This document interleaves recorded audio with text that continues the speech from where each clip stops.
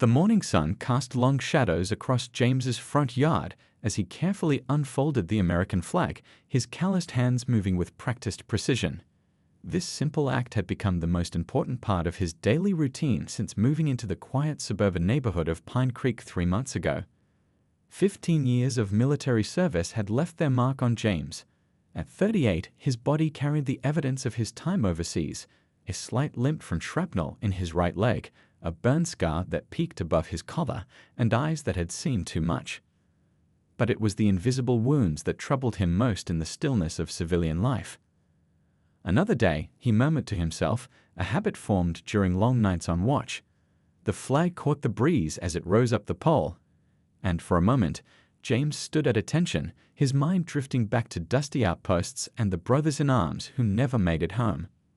The house he bought wasn't fancy, a modest 3-bedroom with faded blue siding and a patchy lawn that he was slowly nursing back to health. It was nothing like the base housing he'd grown accustomed to, but after his last tour in Afghanistan, he craved the normalcy of owning something permanent. "Morning, James," called Mrs. Rivera from next door as she collected her newspaper. She was in her 70s, with a fondness for gardening and homemade cookies that she regularly shared with James. "Sleep any better last night?" James offered a polite smile but shook his head. "Not really. The usual." Mrs. Rivera nodded with understanding. Her late husband had fought in Vietnam, and she recognized the signs of a soldier struggling to adjust. She never pushed, never pried, just offered small kindnesses that made the transition a little easier. Inside his house, James sat at the kitchen table, nursing a cup of black coffee as he scrolled through job listings on his laptop. The military had trained him to drive heavy vehicles through war zones and plan convoy routes under threat of IEDs, but those skills didn't exactly translate to the job market in Pine Creek. The VA counselor had suggested going back to school, maybe getting a degree in logistics, but sitting in a classroom with kids fresh out of high school seemed overwhelming. His phone buzzed with a text from Ray, another veteran who lived across town. "Group meeting tonight. You coming this time?" James sighed. The support group for returning veterans met weekly at the community center. He'd gone twice since moving in, but found himself unable to share in front of strangers. Still, Ray kept inviting him, and his therapist thought it might help. "Maybe," he typed back, knowing he probably wouldn't go. The afternoon stretched before him with too many empty hours. James pulled out a box of old photos, a tangible reminder of the purpose that had driven him for so long. There was his unit before their first deployment, young faces grinning with a confidence that wouldn't survive the months ahead. Thomas with his arms slung around James's shoulders, their helmets tilted together as they mugged for the camera. 6 months later, Thomas died in James's arms after their convoy hit an IED. James carefully put the photos away and walked to his garage, where he'd set up a small workshop. Working with his hands helped quiet his mind. Today, he was building a birdhouse for Mrs. Rivera, a thank you for her kindness. The repetitive motion of sanding wood brought a calmness he rarely felt otherwise. As evening approached, James returned to the front yard to lower the flag. This ritual, morning and night, had become an anchor in days that often felt disconnected and aimless.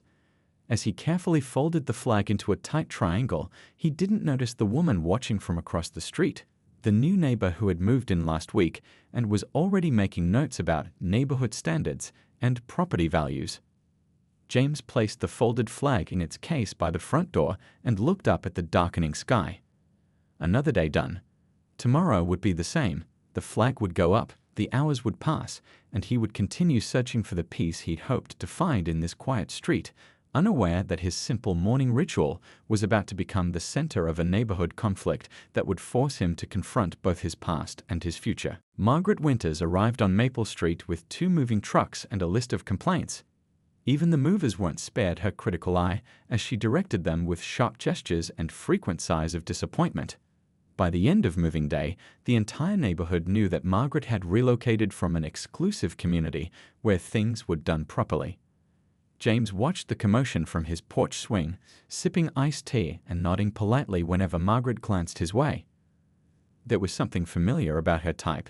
He'd met plenty of by-the-book officers who cared more about regulations than the people affected by them.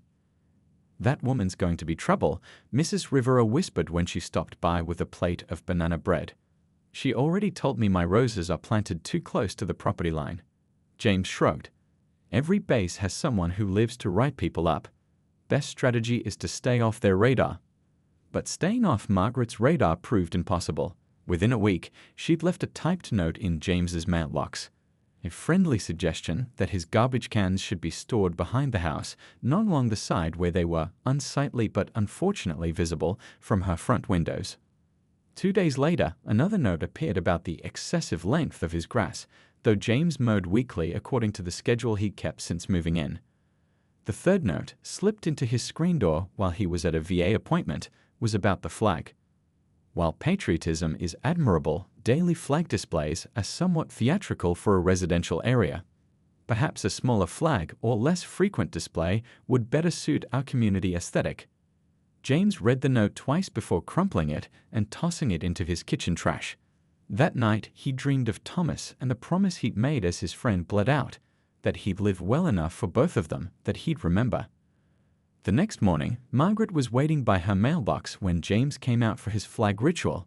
He nodded politely, trying to follow his own advice about staying off her radar.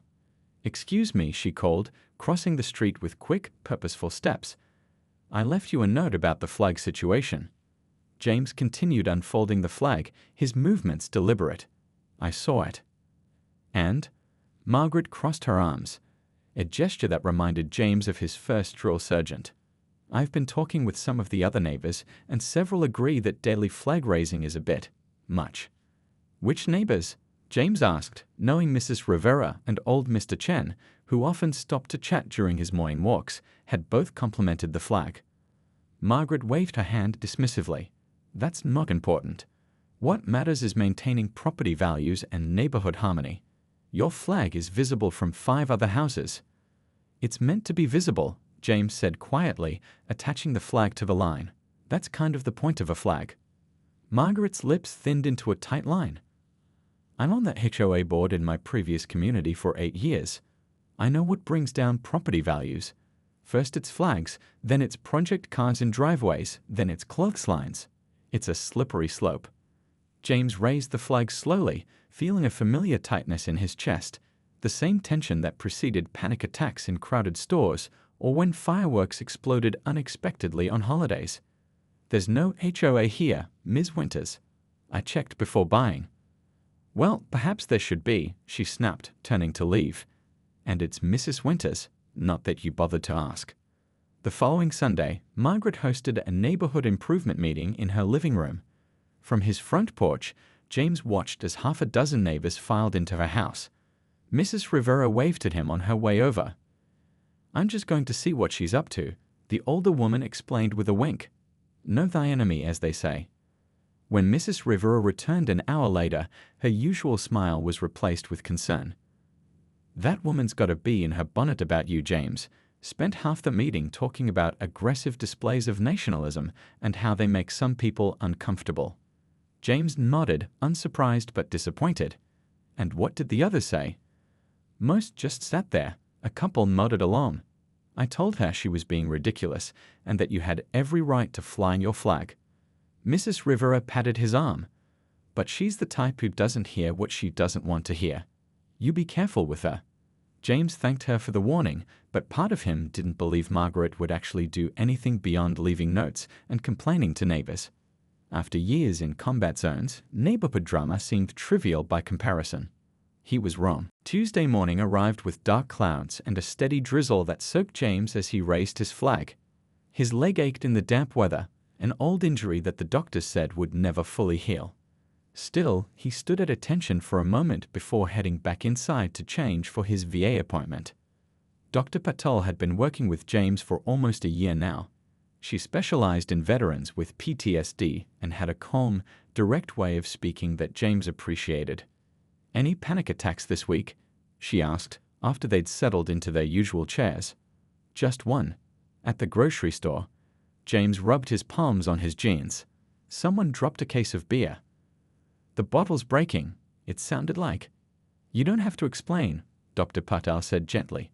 "What did you do when it happened?" "Used the breathing technique.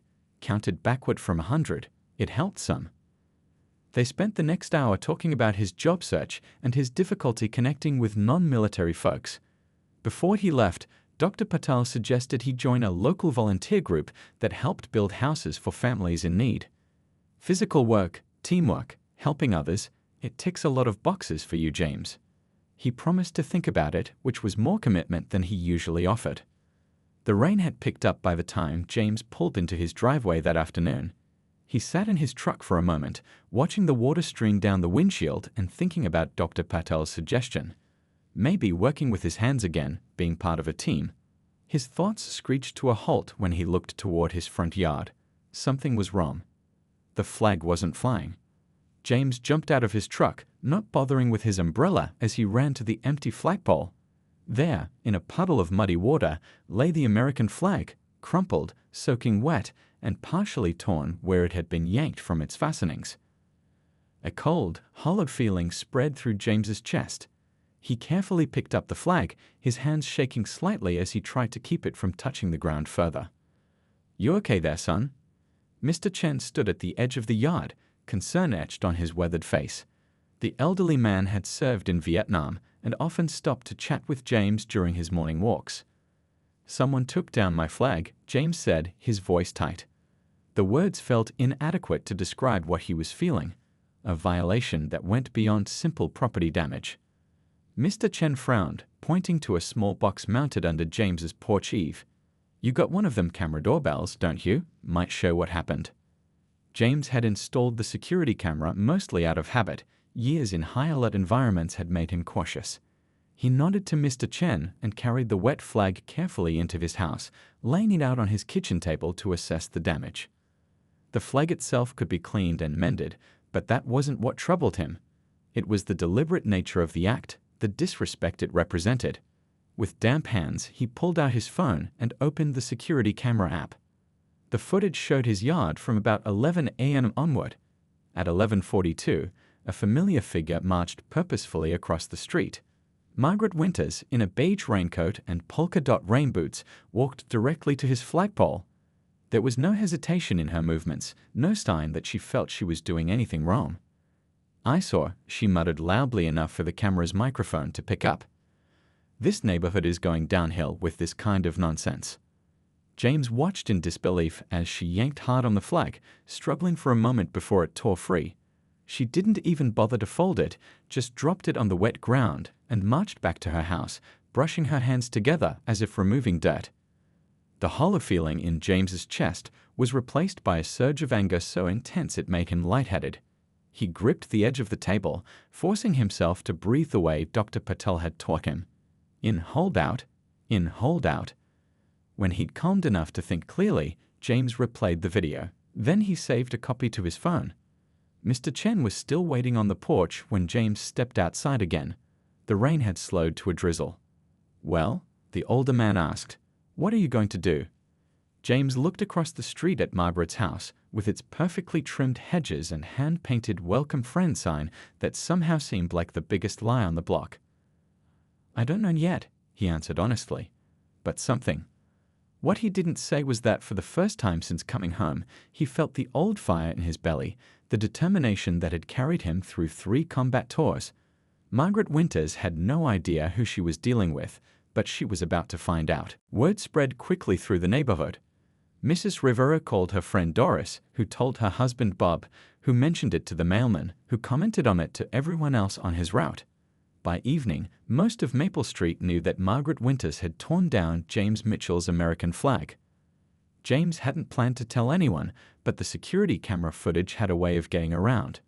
Mr. Chen had asked to see it, then suggested James should show Mrs. Rivera, so she knows what kind of neighbor she's dealing with. From there, it took on a life of its own. The next morning, James couldn't bring himself to raise a flag. The damaged one still lay on his kitchen table, and though he had a spare, something held him back. The ritual that had anchored his days suddenly felt like a potential battlefield, and he'd seen enough of those to last a lifetime. Instead, he sat on his porch with a cup of coffee, watching the neighborhood wake up. Mr. Chen nodded to him during his morning walk. The family 2 doors down hurried to their car for school drop-off. And across the street, Margaret's curtains twitched every few minutes, though she didn't emerge. Around 10, a truck pulled up in front of James's house. Paul Wilson from 3 houses down stepped out, looking uncomfortable in a way that had nothing to do with the humid morning air. "Got a minute, James?" Paul had never stopped to talk before, though they'd waved to each other occasionally. "Sure." James gestured to the empty chair beside him. Paul sat, fidgeting with his car keys. "Look, I heard about what happened with your flag. And I wanted to say, well, I'm not taking sides here." James raised an eyebrow but stayed silent. "It's just that Mary and I are trying to sell our house in the spring, and we're worried about anything that might cause, problems with potential buyers." "Problems?" James repeated flatly. "Neighborhood disputes, that kind of thing." Paul wouldn't meek his eyes. "Margaret mentioned at her meeting that daily flag displays can be seen as political statements these days. Maybe she went too far, but she might have a point about toning things down a bit." The coffee turned bitter in James's mouth. A point about toning down an American flag on private property. Paul held up his hands. "I'm just saying, maybe there's a compromise. You fly it on holidays or just weekends. Keep the peace." After Paul left, James sat for a long time, feeling a familiar isolation settle over him, the same disconnection he'd felt when he first returned to civilian life. He'd thought he was finding his place here, but now he wasn't so sure. His phone buzzed with a text from Ray. "Heard what happened. You need backup." Before James could reply, Mrs. Rivera appeared at his gate, carrying a foil-covered plate. "Lunch," she announced, setting a sandwich and homemade chips on the small table. "You need to eat." She sat without being invited, her usually cheerful face serious. "That Paul Wilson's got no backbone. His wife sent him over here. She's friends with Margaret from some book club." James picked at the chips. "You heard." Everybody heard. And they're picking sides, whether they admit it or not. Mrs. Rivera leaned forward. "The Andersons and the Kellys agree with Margaret." They were nodding along at her meeting. "The Patels think you should press charges for trespassing and destruction of property. Mr. Chen says in Vietnam they would have handled it differently, but he wouldn't elaborate." "And what do you think?" James asked quietly. "I think that flag means something to you that most people don't understand," she said simply. "My Roberto, God rest him, he used to wake up screaming some nights. The war never really left him. But having things that mattered, rituals that made sense, that helped." James felt his throat tighten. "I haven't been sleeping well since it happened." Mrs. Rivera nodded as if this confirmed something. "The PTSD gets worse when you're stressed, doesn't it?" He looked up, surprised. "Roberto was the same," she explained. "That's why I think you need to decide what matters most to you. Fighting with Margaret might feel good for a minute, but is it worth what it'll cost you?" That evening, James called Dr. Patel and left a message about scheduling an extra session. Then he stared at the damaged flag on his table. His hands moved automatically, folding the still damp fabric into a tight triangle despite the tear at one corner. Margaret had started this fight, but now he had to decide whether it was worth finishing and what winning would actually look like. That night, James couldn't sleep.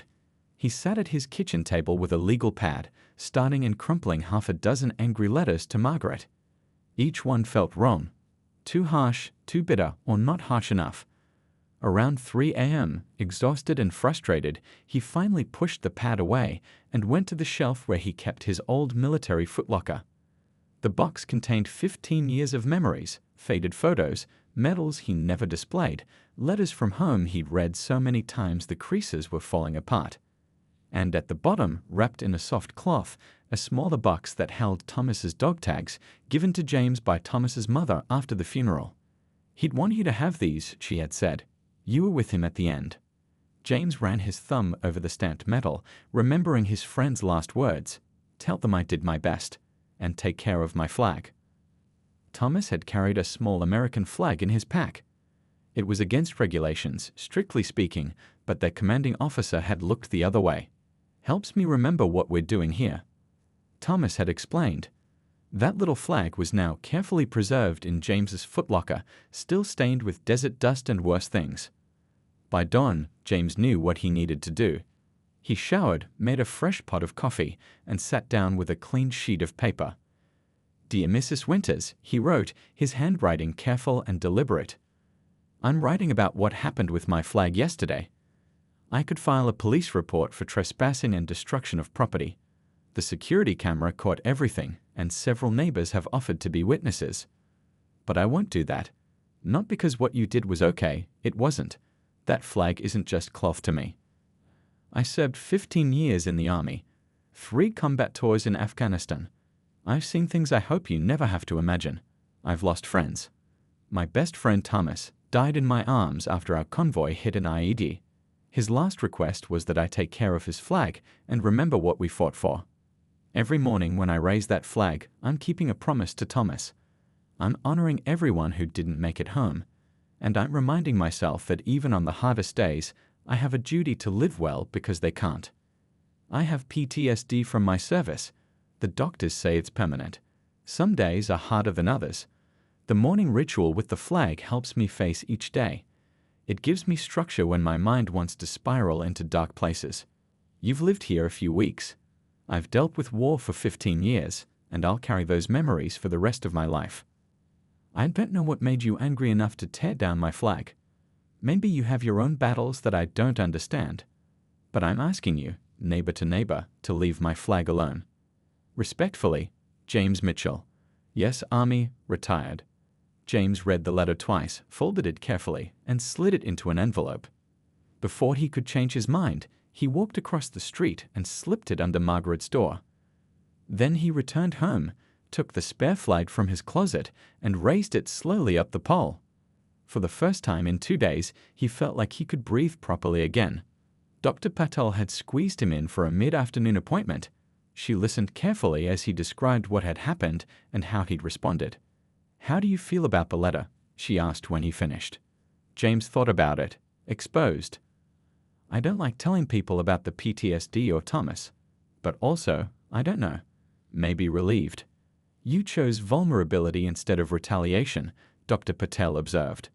"That takes more courage than most people realize. You think it was the right call?" She smiled slightly.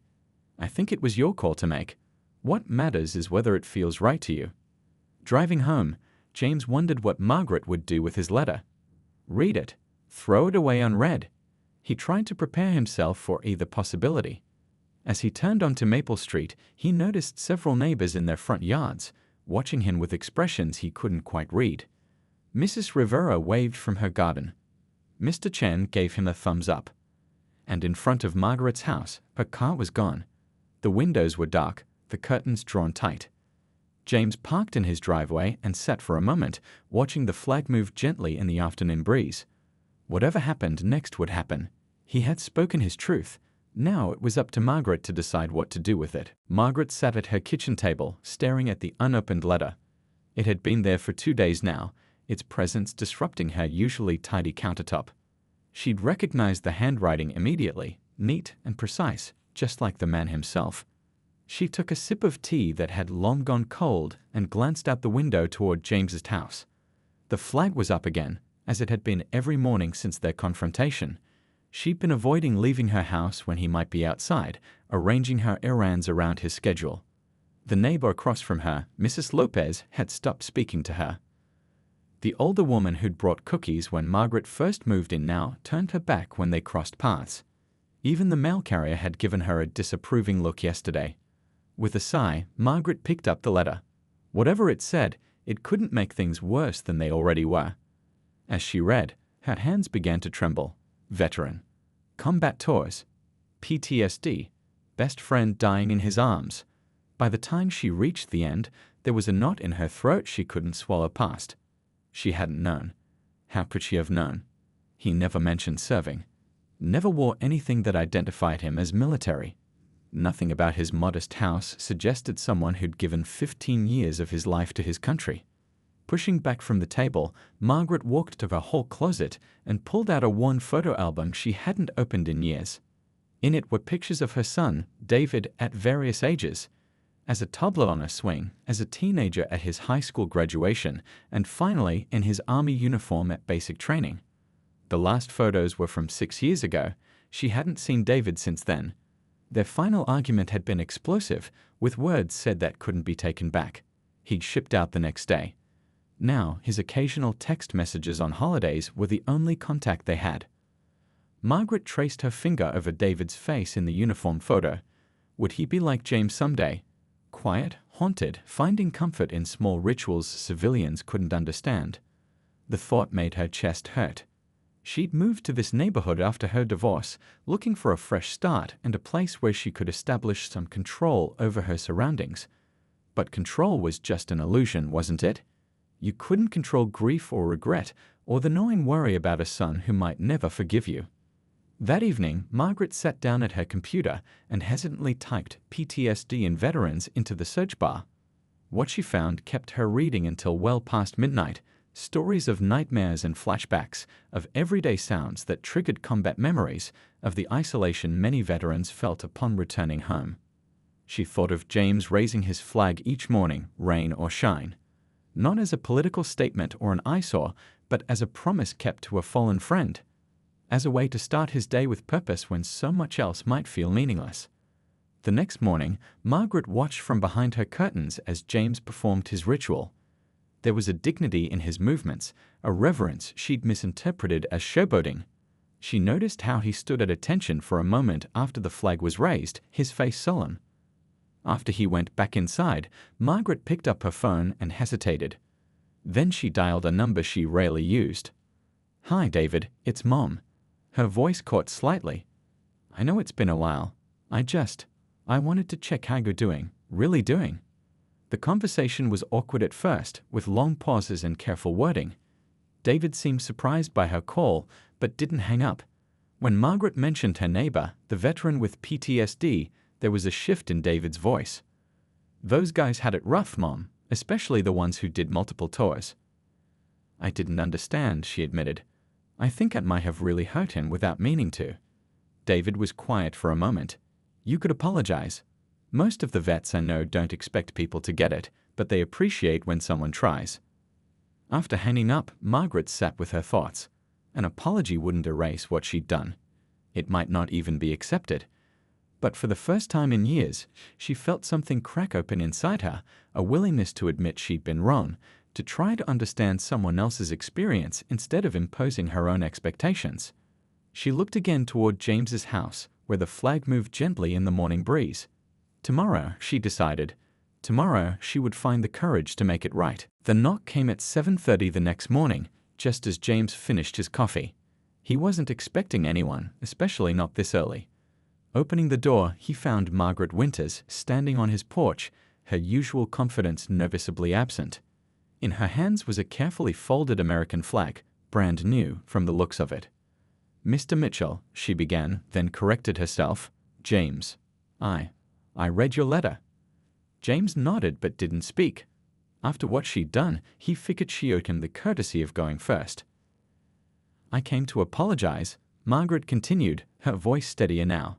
"What I did was disrespectful and wrong. I didn't understand what the flag meant to you. I made assumptions based on my own issues." She held out the flag. "This can't replace the one I damaged, I know that. But I wanted to offer it anyway." James looked at the flag, then back at Margaret's face. The perfectly put-together woman from across the street looked different this morning. Older, more vulnerable, with dark circles under her eyes, suggesting she hadn't slept well. "Thank you," he said finally, accepting the flag. "Would you like to come in? I just made coffee." Margaret seemed surprised by the invitation, but nodded. As they sat at his kitchen table, an awkward silence stretched between them until Margaret broke it. "My son is in the army," she said quietly. "David, we haven't spoken much in years. Not since he enlisted against my wishes." James listened as she told him about her son, how they'd argued, how she'd said things she regretted. How she'd moved to this neighborhood after her divorce, trying to create the perfect life she thought would bring David back someday. "When I saw your flag, it reminded me of everything I'd lost," she admitted. "I think I was angry at what it represented, not at you personally." James found himself sharing more than he planned to about Thomas, about his struggles to adapt to civilian life, about how the simple ritual of raising the flag gave structure to days that sometimes felt empty. "It's not about politics for me," he explained. "It's about honoring promises and remembering people who can't be here." Margaret nodded. I started researching PTSD after reading your letter. I had no idea how common it is or how it affects everyday life. Most people don't, James said, unless they've lived with someone who has it. As they talked, the morning grew brighter. James was surprised to find himself actually enjoying the conversation. There was something refreshing about Margaret's directness once it wasn't aimed against him. A knock at the door interrupted them. Mrs. Rivera stood there with Mr. Chen and several other neighbors. "We saw Mrs. Winters come over," Mrs. Rivera explained, looking concerned. "We wanted to make sure everything was okay." Before James could respond, Margaret stepped forward. "I was just apologizing to James for what I did. It was wrong, and I'm trying to make it right." The neighbors exchanged glances. Mr. Chen spoke first. "Well, we were thinking," he said, gesturing to the group, "that James could use a proper flagpole. Something sturdier, maybe with a light so the flag can fly at night too."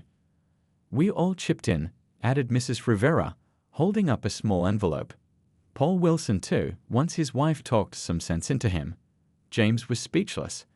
These people barely knew him, yet here they were, offering support in a way he hadn't experienced since leaving his military unit. To his surprise, Margaret stepped forward. "I'd like to help too, if that's okay. And maybe—" She hesitated, then continued more firmly, "maybe we could make it a neighborhood event. Raise the new flag together." The following Saturday, James stood in his front yard surrounded by his neighbors. The new flagpole gleamed in the morning sun, taller and more permanent than the old one. Margaret stood nearby, watching quietly as James attached the new flag, the one she had given him, to the line. As the flag rose, James noticed Mr. Chen standing at attention, then Mrs. Rivera's husband, another veteran. One by one, the former service members in the group straightened, offering salutes. The civilians placed their hands over their hearts, following Mr. Chen's whispered instructions. And there, at the edge of the group, Margaret stood with her hand over her heart, tears streaming unashamedly down her face. No speeches were made, no grand declarations of friendship or community. But as the neighbors gradually dispersed, stopping to shake James's hand or pat his shoulder, something had changed on Maple Street. A misunderstanding had become a moment of connection. A neighborhood had become, in some small way, a home. Later, as James sat on his porch watching the new flag wave against the blue sky, he thought about how healing sometimes came from unexpected places, and how even in the civilian world it was possible to find people who had your back.